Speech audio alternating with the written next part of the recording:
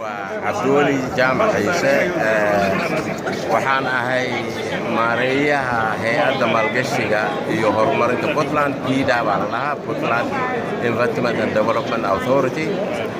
marka annagu shaqadayna waxaa weeye inaan maalgashiyaasha waddanka ku soo waddanka aan keenno meel kastay ka socdaanba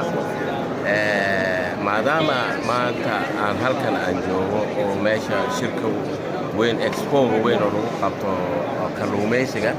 halka Soomaaliya oo dhan marka annagu inkastoo Puntland aan ka socdo haddana Soomaaliya oo dhan wax wanaageed baan ka shaqaynaynaa waa ku wada xiranahay marka annagu waxaan doonaynaa in maalgashiyaal badan oo Soomaaliya baa ila socda oo raba inay kalluunka maalgashi ku sameeyaan maadaama Puntlandna coastline dheer ay leedahay oo kalluumaysi noocyo badan ay leeyihiin wixii baan soo inaan keena aan rabnaa kamariyaan hadda aan la sheekaystaa jira oo aad